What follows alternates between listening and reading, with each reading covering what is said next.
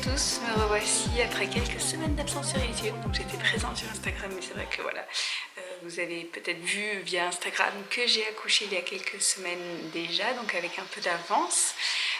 Je voulais vous faire un petit point dans cette vidéo de ce qui s'est passé sur les dernières semaines de la grossesse, mais également sur le postpartum et aussi où j'en suis actuellement, parce que c'est vrai que vous ne savez pas, et je pense que je vais profiter de cette vidéo pour vous faire un petit point là-dessus. Donc on va commencer tout de suite. Bon, déjà je préfère vous dire, hein, c'est normal que j'ai cette tête, que je sois un petit peu fatiguée, parce que voilà, les nuits sont très difficiles depuis l'accouchement. Je dors très peu, c'est par 1h30, 2h30, très saccadé. Vous allez comprendre un peu pourquoi. Donc tout d'abord, ce qu'il faut savoir, c'est que je vous ai fait la dernière vidéo, je crois que c'était la vidéo de la 36e semaine d'aménorrhée ou de la 35e, je ne sais plus, peut-être la 35e. Et je vous disais que voilà, mon bébé avait un retard de croissance et que du coup je serais sûrement déclenchée, que j'aurais peut-être une césarienne, etc. Bref, c'était assez voilà, en mode un peu dramatique parce que je ne savais pas du tout à quoi m'attendre. Et au final, pour tout vous dire, ce qui s'est passé, je m'y attendais pas du tout.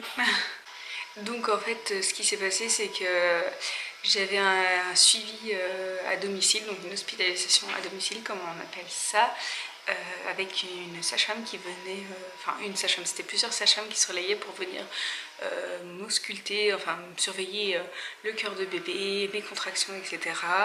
À la maison. Donc ça c'était hyper pratique, en plus les sages-femmes étaient vraiment adorables et vraiment c'était... ça va, c'était pas vraiment quelque chose de traumatisant.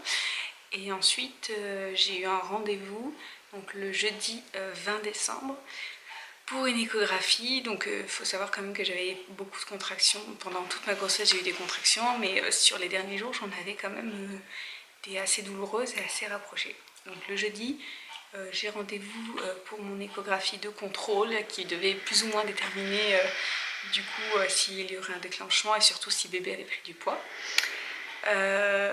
Forcément l'échographie, même si j'espérais de tout mon cœur avec tout le repos que je m'étais donné, c'est vrai que je bougeais presque plus sur les derniers jours, hein, parce que voilà, on m'avait dit faites le possible, hein, même si c'est pas forcément un facteur qui pourra faire en sorte que votre bébé prenne du poids. On met toutes les chances de son côté, du coup on se repose. Et le jeudi, voilà, l'échographie, donc j'y suis allée à 7h30, il était assez gentil pour me caler un rendez-vous hyper tôt parce qu'il n'avait pas de place, mon échographiste. Et du coup, à 7h30, j'y vais et en fait, on s'est rendu compte que bébé n'avait pas du tout pris de poids.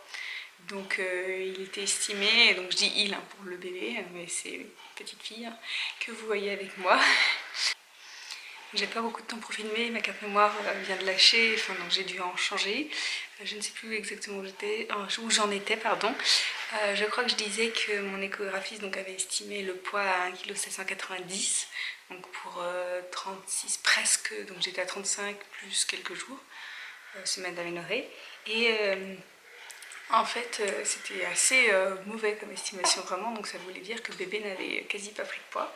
Donc il m'a dit, vous allez voir ce qui va se passer demain à votre rendez-vous à l'hôpital, parce que selon moi, le bébé, ça sert à rien de le laisser dans le ventre si voilà, il grossit pas, quoi. Autant le faire sortir et le faire grossir à l'extérieur. Donc j'ai pas beaucoup de temps, je vais me dépêcher. Donc le lendemain, j'ai eu rendez-vous à l'hôpital. Et au cas où, avec mon mari, sous conseil en fait j'avais eu le conseil de quelqu'un sur Instagram, je ne me souviens plus de cette personne, du username, mais qui m'avait dit prépare tes valises au cas où, etc. Moi je pensais les préparer et tout, et après je m'étais dit bon finalement je vais peut-être pas les emmener, ça fera beaucoup de trajets pour rien, il faudra les ramener, etc. si je ne me suis pas déclenchée. Et donc je les ai finalement quand même emmenées, toutes mes valises, valises maternité. Et donc arrivé sur place avec mon mari, heureusement il a pu être là avec moi. Donc arrivé sur place, j'ai eu le rendez-vous avec Monito, etc. Et on m'a clairement dit à la fin de ce rendez-vous, donc c'était très tôt le matin, on m'a dit, vous savez, donc c'est une gynécologue obstétricienne qui est venue, elle était adorable elle aussi, elle me fait, vous savez, vous avez deux options. Donc, normalement l'objectif c'était d'aller jusqu'à 37 semaines d'aménorrhée. si bébé tenait, mais elle m'a dit vous avez deux options, là vous êtes à l'hôpital, donc c'est soit on vous déclenche aujourd'hui, on fait sortir votre bébé parce qu'il prend plus de poids, ça sert à rien de le faire, de le laisser, ou soit vous attendez jusqu'à lundi, voilà, pour voir si on peut gagner un peu de poids, mais voilà, à mon avis, il va pas en gagner plus que ça. Et donc nous tout de suite on a dit bon bah on reste ici, on a les valises et tout, on est ok pour le déclenchement quoi. Même si mentalement j'étais pas si prête que ça, je m'attendais à ce que ce soit plutôt genre vous revenez le samedi ou le dimanche, pardon. J'ai la voix un petit peu cassée.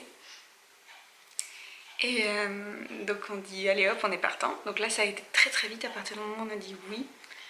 Ça a été donc un déclenchement, donc on a vérifié pour la première fois de ma grossesse l'état de mon col. Alors pour les autres grossesses on vérifiait tout le temps, c'était assez bizarre d'ailleurs. Et là, pour la première fois, j'ai eu une vérification de mon col qui était donc la tête était très très basse, elle appuyait sur le col, mais surtout j'étais ouverte à deux, donc c'était une bonne chose. Ça voulait dire que j'étais vraiment, mon corps était prêt en fait à faire sortir bébé. Et du coup, on m'a fait un décollement des membranes. Donc c'était ma première fois là aussi, donc j'ai eu que des premières fois comme ça. Ce que je vais faire, c'est que je vous ferai pas de vidéo sur mon accouchement parce que je vous avoue que ça a été quelque chose d'assez traumatisant. Je l'ai très très mal vécu cette journée, la journée du vendredi 21, donc à part le fait que c'était la naissance de ma fille et que finalement c'était un miracle qu'elle soit encore en vie, je vous raconterai ça en détail. Mais j'ai pas envie de vous faire vraiment un récap, une grosse vidéo de mon accouchement parce que vraiment je vous avoue ça a été un moment mais atroce. J'ai tellement souffert psychologiquement, physiquement, enfin c'était pas l'accouchement lui-même, j'ai pas souffert, on peut pas dire ça comme ça, mais ça a été très très dur, c'était une épreuve qui m'a beaucoup traumatisée et j'ai pas envie de déballer ça sur YouTube, ça me rend assez mal à l'aise encore et c'est trop frais et ça m'évoque trop de mauvais souvenirs.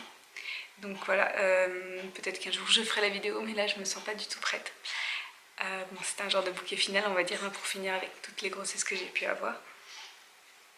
Et je vous avoue que ça m'a bien sevré, on va dire, des grossesses, etc. Entre la grossesse qui a été difficile à vivre.